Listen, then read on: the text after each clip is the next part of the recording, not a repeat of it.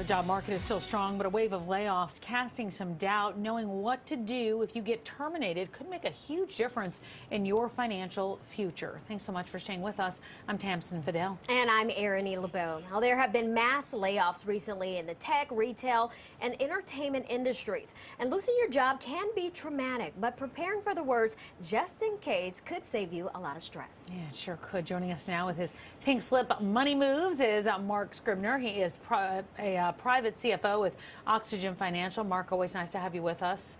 It's great to see you, ladies. Well, let's talk about this. It's always a tough topic, especially around the holidays. But are layoffs really increasing, or are we just hearing about them more and more these days? There's definitely been some top headline news in the tech space. I mean, you obviously hear probably the chatter about Elon Musk firing a lot of people right before Thanksgiving. But the tech sector in general is really where most of the layoffs you hear about are happening. But, as the economy starts to slow down a little bit, we get that recession word coming in, people are definitely nervous about getting laid off. All right, so there may be no way for sure to know that layoffs are coming, but is there anything that people should do to make sure they are prepared just in case?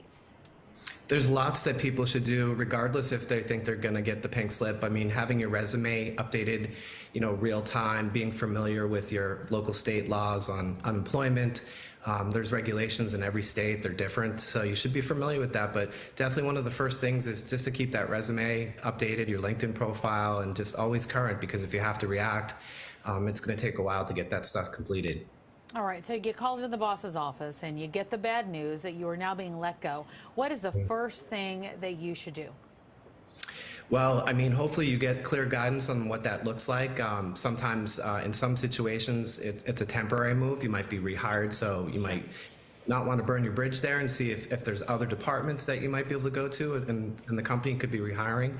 But you need to know what the terms are. Is it a certain amount of severance? Is it going to be the health insurance covered for a certain period of time? When your last paycheck potentially is going to be. All those things, there's really no standard formula, unfortunately, when that happens. But you just really need to ask a lot of questions, and sometimes it's going back to human resources, for example, and just trying to get some more guidance on what the options are. Like, do you get your overtime? Do you get your vacation pay? All those different things that you're expecting. They're not standard, and you need to find out what they are.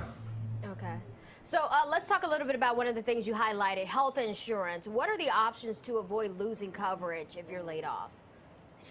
Well, so in most cases, depending on the company that you work for, that's subsidized by the company. So that's why the health insurance is a little bit more affordable. But there are federal guidelines. There's this concept called COBRA. So you automatically can keep your existing insurance in force for 18 months. But you could go to like your state's marketplace. You can go to the Obamacare plan, shop around. Maybe you would kind of downplay your health insurance. You might be able to increase your deductibles and then utilize your health savings accounts if you have them. But typically your coverage is going to be in place at 18 months. You don't have to change carriers, but the price could go up substantially because the company might not be supporting it any longer. So what should people do with the retirement savings, like the 401k? Do you tap into that, or is that just a last resort? It really should be, just because anything that's taken out of your retirement account is going to count as ordinary income. So, that's going to count twice in an income year. More often than not, a company is going to allow you to keep that there. You can't contribute to it going forward. But you also have the ability to take a loan. But once you take that 401k out and roll it to an IRA, assuming you don't need a loan, that could be an option. Instead of just taking it out, they might allow some kind of a short-term loan that you could repay back.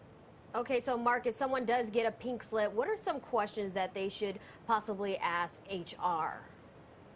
Yeah, I mean, the first thing that I would think that most people do is they want to know when their last paycheck is. Are they getting paid as some form of a severance? It's all over the map in terms of how long that would be, but when's the last time that they're going to get a paycheck from that employer? Is it going to be 1 month or 30 days or 6 months? They're all over the map in terms of how companies will pay on a severance package, but sometimes there isn't going to be that option. So you want to sit down with your HR department, figure out all those things, the severance. Is there retraining, for example, which is really important? Some companies will hire entities to help people, find new jobs, job placement services, if you will. But you just really have to ask as many questions as you can. All right, Mark. Well, thank you so much for joining us today and sharing what people need to know. It's not an easy topic to talk about, that's for sure, but certainly necessary. Thank you so much. Thanks.